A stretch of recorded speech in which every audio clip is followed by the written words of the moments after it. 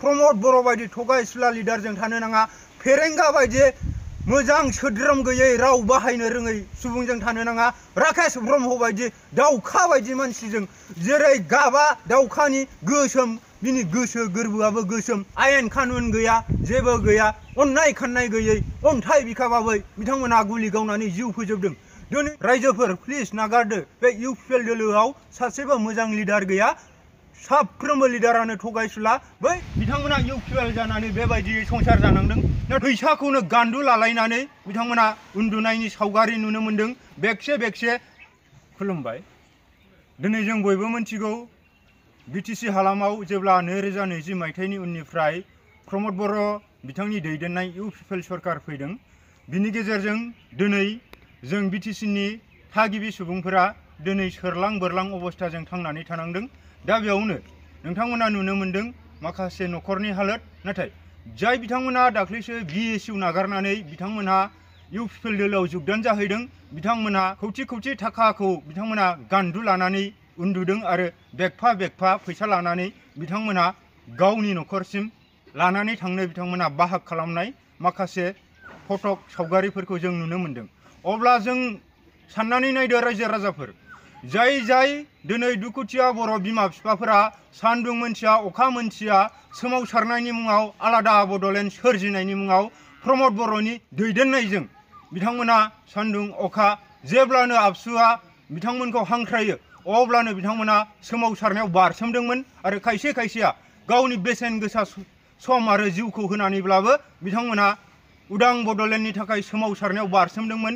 खायसे खायसेया बेबायदिनो सोरबा बिमा बिफा गोमाजालांदों, सोरबाया फिसा फिसौ गोमाजादों। बेबायदिनो हावरियायै दिनैसिमबो इउपिपिएल सरकारा बोसोरब्रै दिनै बिटिसिआव सरकार खुंनायनि उनावबो दिनै जिहं फाहङै संसार जानांदों। नाथाय दिनैनि समाव साननैसोनि सिगां जाय बिथांमोना बिएसइउ नागारनानै दिनै इउपिपिएल दोलोआव जगदान जाहैदों, बै बिथांमोना दिनैनि समाव फैसाखौनो गान्दु लालायनानै बिथांमोना उन्दुनायनि सावगारि नुनो मोन्दों।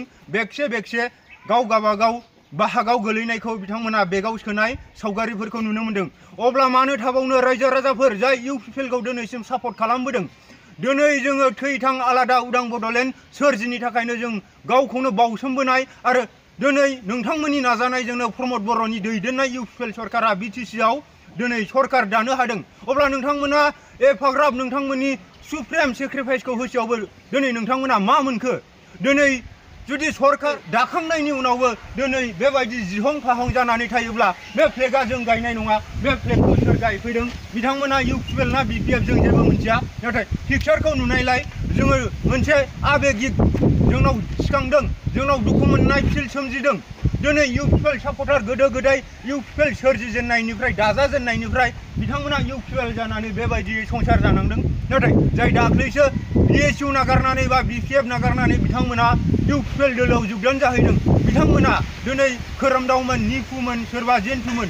बिथांमोना दिनै फैसानि बेगफा बेगफा फैसा आरो फैसाखौनो गान्दु लालायनाय सावगारिफोरनि गेजेरजों जों मा मोनथिनो मोन्दों?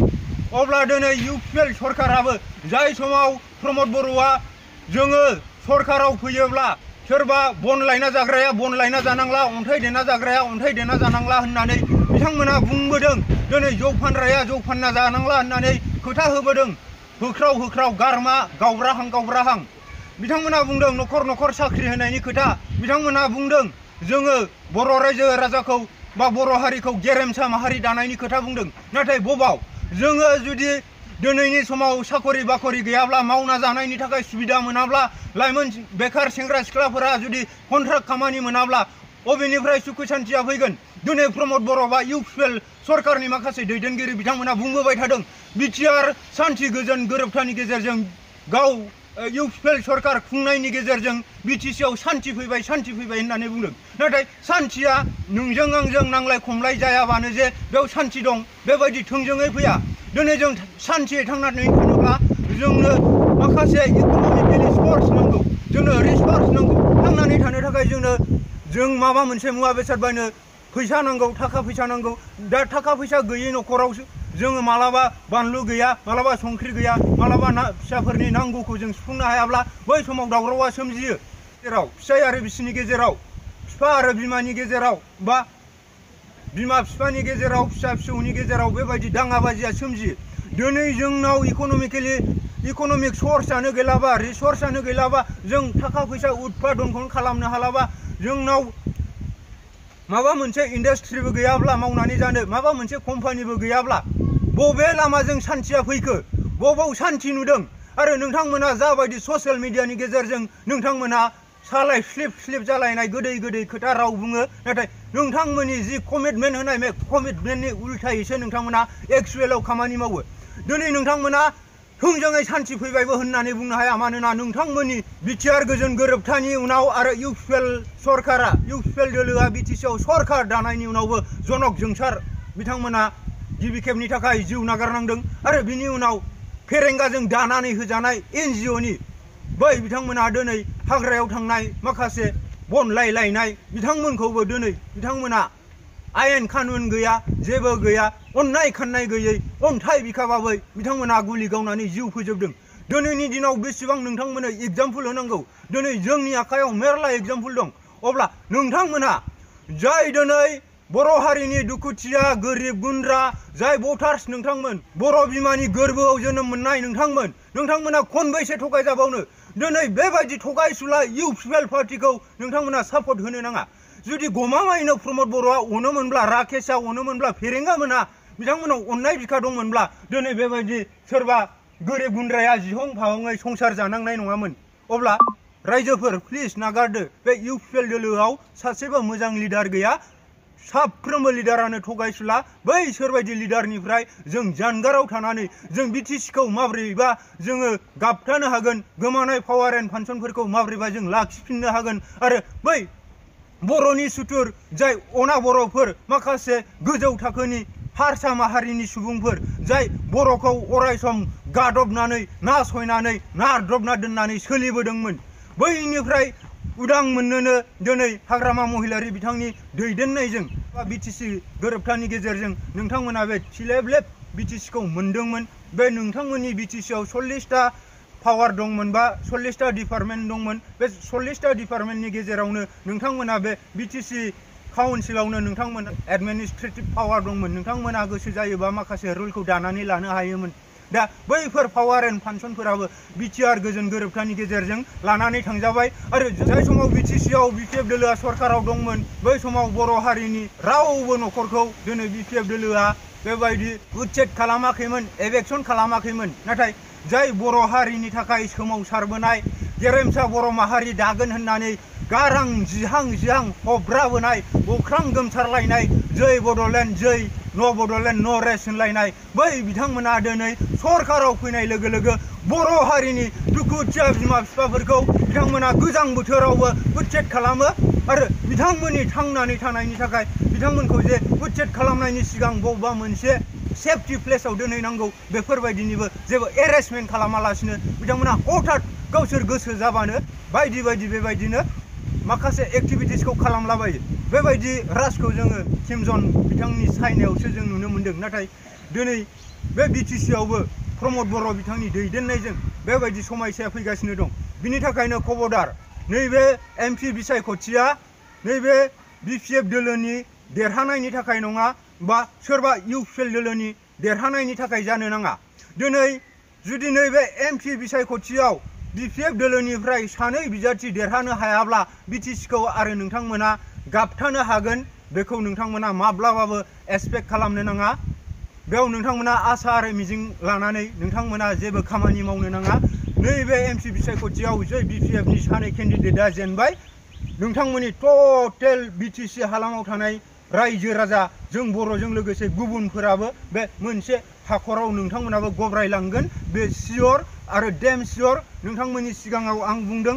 बिनि थाखायनो नोंथांमोना नैबे बिसायख'थिखौ हारिनि थाखाय जाथिनि थाखाय आरो बिटिसिनि थाखायसो नोंथांमोना गेलेनांगोन आरो नोंथांमोननि बेसेन गोसा भटखौ बिटिसिखौ गाबथानायनि थाखाय नोंथांमोना नांगोलनि सावगारियाव भट होनानै देरहासार खालामनांगोन नङाब्ला सोरबा लिडाराल' मोनजागोन जों दुखुथियाया जोङो नांगौब्लाल' जोंखौ सोमावसारनायाव नांगौ मिथिं दावथिनावल' नांगौ बबेबा खामानियावल' नांगौ फैलाया दा फैलायाखै जानाय लोंनायावबा जेब्ला शेयार जायो जेब्ला बाहाग रानो अब्ला गोरिब गुन्द्राया जेबोखौनो मोना नामा जोंहा उदै गैया नामा जोंहा मिजिं गैया नामा फिसा फिसौखौ जोंबो गोरों गोरा खालामनायनि बयहाबो मिजिं दं बयहाबो हास्थायनाय दं बयहाबो लुबैनाय दं जोंनि फिसायाबो गोरों गोरा जाथों जोंनि फिसायाबो मुंदांखा जाथों जोंबो सिनायथि जाथों बैबायदिखौ बयबो आसा खालामो नाथाय गोरिब गुन्द्राफोरा बबावहाय मा सर्स थानायनि बबाव थाखा फैसा थानायनि बिथांमोना सिमां सुजुब्ला मालाय जानो खिन्थु बैखौ होननानै थांखिनि बेलायाव लोरबां जानो नाङा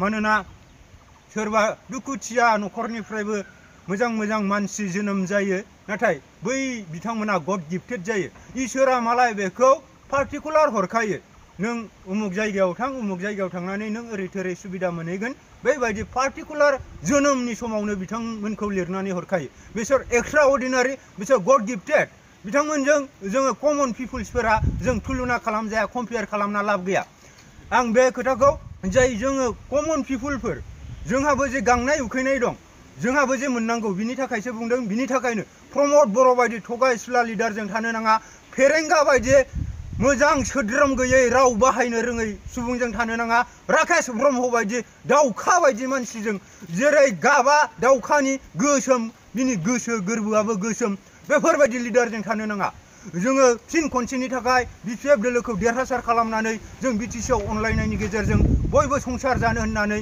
जों आखाइजों आखाइ हमलायनानै जों खौसेयै खामानि मावनांगोन बै अरुणादयफोराथ' मा एकदम डुप्लिकेटखा मोननै मोनथाम भिडिअ बानायबाय आंबो अरुणादयनि सायाव टटेलि फेक आरो गिदिर गोलाव बिथां एमएलए सारमोननि बुंनायखौ नोंथांमोना खोनाखादों आरो दिनैनि समाव बयबो मिथिगौ इउपिएल दोलोआनो होन बा बिजेपिआनो होन बिथांमोना समग्र भारतआवनो जों माखासे ट्राइबेल माहारिखौ बिथांमोना गादबनानै नासयनानै जानो नागिरदों आरो बिजेपिनि मुल मन्त्रआनो जाहैबाय बे भारत हादरावनो बिथांमोना मा खालामनो नागिरदों मोनसेल' हादोर मोनसेल' धोरोम खालामनो नागिरदों बेयाव ख्रिस्टियान थानो हागौ सोरबा मुस्लिम थानो हागौ सोरबा ब्रह्म बाथौ थानो हागौ नाथाय बिथांमोना गावसोरनि बायदि जाय ना बेदर जायै सोर खालामनो नागिरदों गोजौ थाखोनि जाय ब्राह्मण धोरोम बा जों बिनि आसामाव थोंजोङै बुंबा बामोनफोर होननानै बुङो बेबायदिसो खालामजोबनो नागिरदों बाव ब्रह्म बाथौ ख्रिस्टान मुस्लिम गासिबो बामोन धोरोम बा ब्राह्मणसो लाजोबनांगोन दा बेखायनो जोङो बेवहाय आलदा पार्टिकुलारै जों जोनोम मोनखादों जोंनि माखासे कालचार एन्ड ट्रेडिसना आलदा जोंना दख'ना गाननाय गामसा गाननाय अनला ओंख्रि जानाय जों बाथौ खुलुमनाय सोरबाया उनावहाय जैग' आवाथि होनाय खायसेया ख्रिस्टान खायसेया बेबायदिनो ख्रिस्टानफोरा ख्रिस्टान धोरोम चार्चनि गेजेरजों जिजासखौ प्रे खालामनानै बेबायदिनो सोलिबोदों दा बै गासैबो कनभार्ट जालांनानै ब्राह्मण धोरोम लाजोबनोथ' जों हायाना जोंहा आलदा गावनि राव दं हारिमु दं गाननाय जोमनाय दं बिनि थाखायनो बि सिरियास बयबो नोंथांमोना पजिटिभखौ सान आरो नोंथांमोना बे बिटिसि हालामनि रायजो राजाफोरा बिपिएफ दोलोनो भटखौ हो बा बिपिएफ दोलोनि बिजाथिनो भटखौ हो खाम्फा बरगयारि बिथांखौ देरहासार खालाम दुर्गा दासआथ' अलरेडि 6.5 लाख भटआव देरहाखाबाय स' थेंक इउसै आरो बे थगायसुलाफोरजों फिन खनसे इउपिएल दोलोनि सापर्टारफोरा थानो नांलिया